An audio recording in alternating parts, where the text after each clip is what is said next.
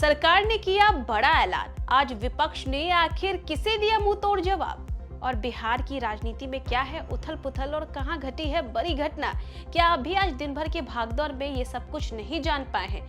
तो चिंता मत करिए, क्योंकि हम हैं ना आपके लिए। न्यूज़ फॉर नेशन पर आपका स्वागत है और मैं हूं आपके साथ प्रार्थना।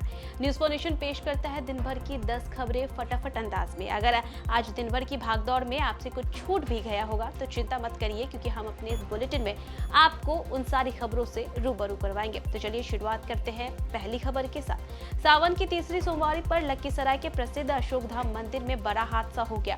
सोमवार सुबह करीब 6:40 पर मंदिर परिसर और अशोकधाम हॉल के पास भगदड़ मच गई। वहीं शुरुआती जानकारी के मुताबिक हादसे में 7 श्रद्धालुओं की मौत हुई थी, जबकि 12 से ज्यादा लोग घायल बताए जा रहे थे। लेकिन थोड़ी देर बाद ही जो संख्या है वो बढ़ के 8 हो जाती है। तीसरी सोमवारी के दिन कटिहार के फलका प्रखंड में दर्दनाक हादसा हुआ। मोरसंडा पंचायत स्थित कमला नदी में स्नान और पूजा के लिए जल लेने पहुंचे एक ही परिवार के 3 बच्चों की डूबने से मौत हो गई।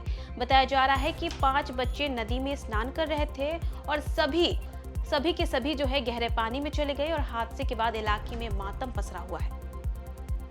लखीसराय के अशोकधाम मंदिर में हुई भगदड़ पर मुख्यमंत्री सम्राट चौधरी ने गहरा दुख जताया है। मुख्यमंत्री ने मृतकों के परिजनों को 4-4 लाख रुपए मुआवजा देने का ऐलान किया है। सरकार की ओर से घायलों के इलाज की व्यवस्था भी की जा रही है। बिहार के लखीसराय में हुए हादसे पर प्रधानमंत्री नरेंद्र मोदी ने भी दुख जताया है। आपको बताएं तो नरेंद्र मोदी ने अपने सोशल मीडिया के जरिए मृतकों के परिजनों के प्रति संवेदना व्यक्त की। सावन के पावन महीने में स्वास्थ्य मंत्री निशांत ने बाबा बैद्यनाथ धाम पहुंच करके वहां पर पूजा अर्चना की। आपको बताएं तो वो बाबा बैद्यनाथ धाम, देवघर और बाबा बासुकीनाथ धाम में विधिवत पूजा अर्चना भी कर चुके हैं। उन्होंने महादेव से प्रदेशवासियों के सुख, शांति, समृद्धि और उत्तम स्वास्थ्य की कामना की।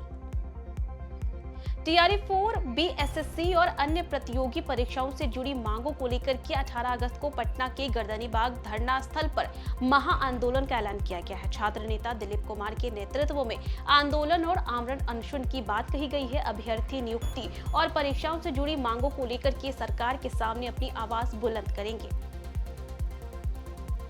जनसुराज के सूत्रधार प्रशांत किशोर अब औपचारिक तौर पर बिहार विधानसभा के सदस्य बन गए हैं। सोमवार को विधानसभा अध्यक्ष डॉक्टर प्रेम कुमार के सामने उन्होंने विधायक पद की शपथ ली। बांकीपुर में चुनाव जीतने के बाद यह उनकी सियासी पारी का औपचारिक आगाज है।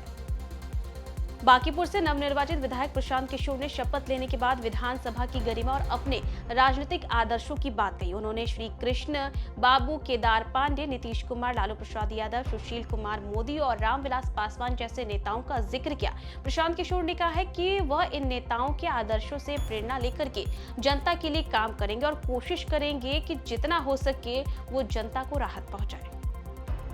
बिहार सरकार ने विद्यार्थियों की समस्याओं के समाधान के लिए नई पहल शुरू की है। मुख्यमंत्री सम्राट चौधरी ने पटना के जेडी वुमेन्स कॉलेज में विद्यार्थी सहयोग पोर्टल का शुभारंभ किया और इसके जरिए छात्र अपनी शैक्षणिक समस्याओं, छात्रावास से जुड़ी शिकायतें और सुझावों को ऑनलाइन दर्ज करा सकेंगे। सरकार का दावा है कि इससे छात्रों को अलग अलग कार्यालयों के चक्कर नहीं लगाने पड़ेंगे। वहीं बिहार विधानसभा में विपक्ष के नेता तेजस्वी यादव ने एनडीए सरकार पर तीखा हमला बोला। उन्होंने आरोप लगाया है कि राज्य में लगातार घोटाले हो रहे हैं, सरकार का उन पर कोई नियंत्रण नहीं है। तेजस्वी यादव ने कहा है कि 21 साल से ज्यादा समय तक शासन के बावजूद सरकार भ्रष्टाचार को रोकने में पूरी तरीके से फेल रही। तो ये थी दिन भर की वैसी खबरें जो आपसे छूट भी गई होंगी तो कोई दिक्कत नहीं है, क्योंकि हमने उन खबरों से आपको रूबरू करवाया है। तो फिलहाल के लिए बस इतना ही। न्यूज़ फॉर नेशन पे खबरों का सिलसिला लगातार जारी रहेगा। तब तक के लिए नमस्कार।